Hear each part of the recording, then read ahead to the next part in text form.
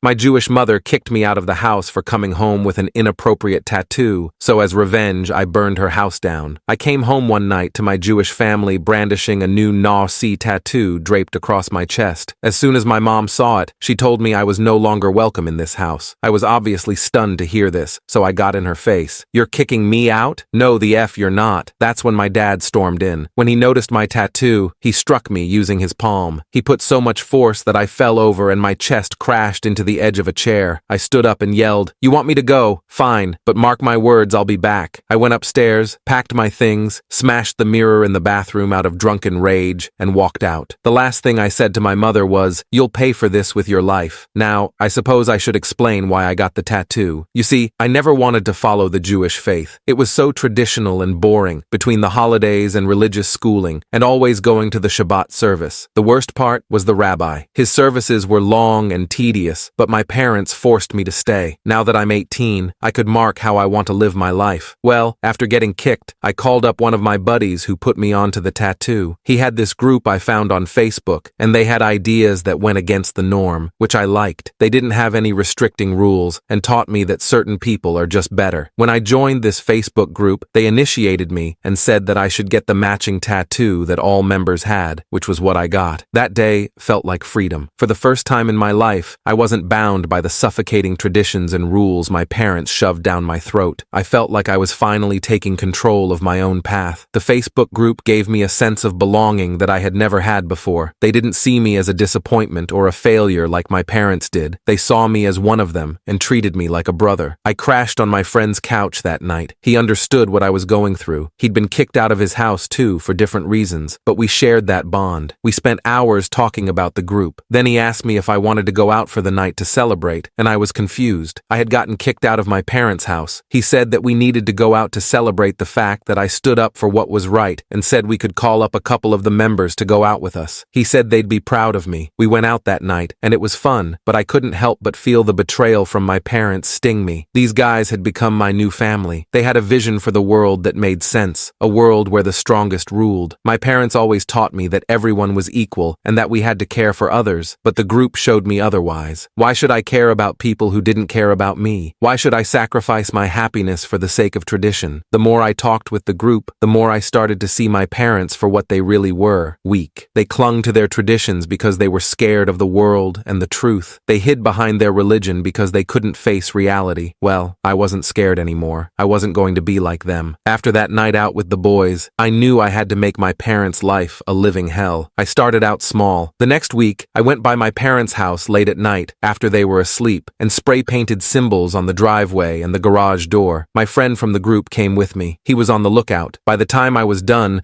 there were symbols all over the outside of the house. I wanted them to wake up the next morning and be reminded of what they'd lost. I wanted them to feel the same pain I felt every time they forced me to sit through one of those endless services, and the same anger that built up inside me every time they told me I had to be something I wasn't. I knew it hurt them. I could see it in their eyes when my mom FaceTimed me, crying, but I didn't stop. Every time they'd clean them off, me and my friends would be there again to trash their house and spray paint messages on the windows. The calls didn't stop either. My mom continued to beg me to stop and even said I could come back home. She still thought she could fix me and that I'd come home if she just said the right thing, but I wasn't coming back. Not ever. After a few weeks, I got bolder. One night, I slashed the tires on our family car. That was the only car my family owned, and my dad used it daily to go to work. I lingered around in the bushes until the morning when my dad came outside to find his minivan with 4 flats. He called for my mother inside the house, and it felt good watching them panic, knowing they were stranded. They couldn't run from what they'd done to me anymore. They couldn't just pretend everything was fine. My dad didn't call me this time, but I could tell he was furious. He stormed into the house, and I crouched just outside the living room window. From where I sat, I could hear my father's voice. He was venting not just about vandalism, but also about me. It was as though I had become a stranger to him. He said I was someone he didn't recognize anymore. It was clear that he believed I was too far gone, and I was no longer the son he had tried to raise. And then there was my mother. I could hear the desperation in her voice. She hadn't given up on me yet. I could tell she believed I wasn't beyond saving. She said that this was some terrible phase,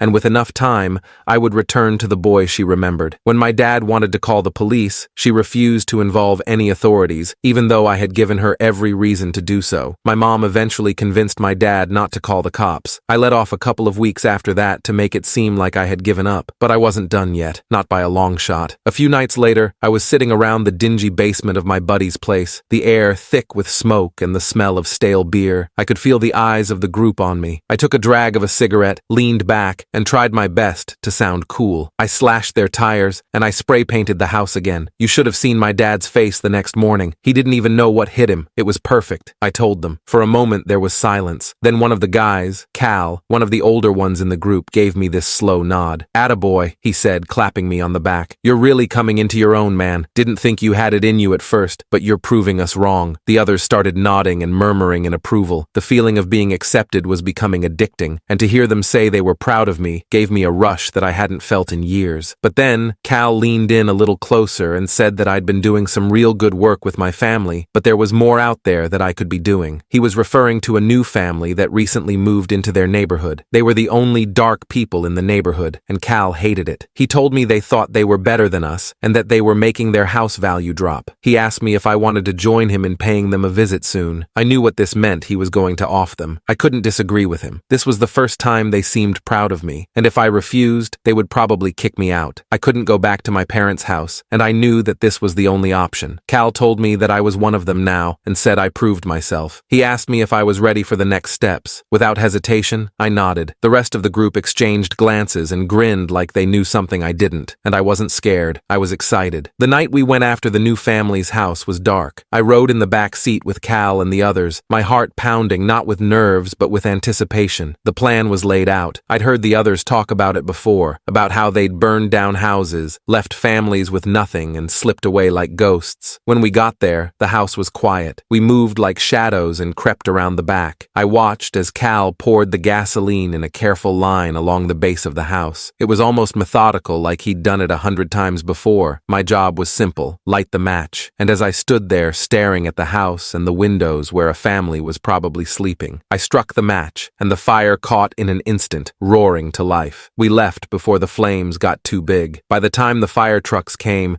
we were long gone, and I could already picture the chaos we left behind. The family stumbling out into the street, watching everything they had burned to the ground. As we drove away, I felt a huge adrenaline rush. It was like all the anger I'd been carrying, all the resentment toward my parents, toward everything they represented, had found an outlet. Taking it out on that family, seeing their lives crumble. It was satisfying in a way I didn't think was possible. A few days later, I was back in the basement with the guys. They were all laughing, patting me on the back, telling me how good of a job I'd done, but I couldn't stop thinking about that house. And that's when the idea hit me. If I could do it to them, if I could destroy their home and their memories, why couldn't I do the same to my parents? But this time, I wouldn't just burn things. I'd take what mattered most to them, their precious heirlooms. They valued these more than anything. I could see it clearly in my mind, the look on my mom's face when she realized that the menorah, the Torah, and all of those priceless relics of her family's history were gone. It would crush her, and my dad would know it was me. He'd know that his son had taken everything they held dear, and I would be satisfied, more than satisfied. One evening, I waited until I knew they'd be out. It was a Friday night, Shabbat. It was perfect. I went inside and tore the place apart. I smashed the family pictures and ripped up the furniture. I wanted them to come home to chaos. The best part had to be destroying their religious stuff. The menorah, the Torah scroll they kept in the study. It felt like every religious thing that they'd forced on me couldn't bother me anymore. I shattered it all. I remember standing over the broken pieces of the menorah, the one that had been in my mom's family for generations, and feeling nothing but satisfaction. They deserved this. When they came home, I wasn't there to see their faces, but I knew my mom definitely cried. My dad probably cursed me again, but I didn't care. I'd made my point. Later that same night, I went back to the house, this time with a can of gasoline. I knew they were inside, asleep, and used the exact same tactics that Cal taught me. Light it and leave without a trace. I poured the gasoline around the back of the house, lit a match, and watched as the flames started to spread. At first, it was exhilarating. I felt powerful, like I was finally in control. But as the fire grew, panic set in. I didn't mean for it to get so out of hand. The flames were bigger than I'd imagined, and the smoke was choking me. I ran, heart pounding as the fire consumed everything. By the time I got far enough away, I could hear the sirens. My parents must have woken up, must have called 911. I watched from a distance as the firefighters tried to save what was left of the house. Most of it was gone. The next morning, I woke up to the police at my buddy Alfred's house looking for me. They told me I was under arrest, and I went with them without much struggle. My parents pressed charges. My mom had given up on me. My dad didn't say anything or try to talk to me. I was put on trial for arson. They told the court how I'd been acting out, how I'd vandalized their house and destroyed their things. I didn't deny any of it. I'd done all those things. But as I sat there in the courtroom listening to my parents talk about me like I was some kind of monster, something inside me snapped. I wasn't the villain here. They were. They were the ones who kicked me out, who refused to let me live my life the way I wanted. They were the ones who pushed me to this point, but none of that mattered in court. The judge didn't care about my reasons. He just saw what I'd done, and he sentenced me to 5 years in prison. It's been a few months since I was let out of prison, and I've had a lot of time to think. I thought I was fighting for my freedom, for my right to be who I wanted to be, but now I wasn't so sure anymore. I haven't heard much from Alfred or Cal after my sentencing, and began to wonder if I made a mistake. I didn't know if my parents would ever forgive me. I didn't know if I even want them to. But as I sit here, day after day, replaying everything that happened, I realized that maybe I was wrong.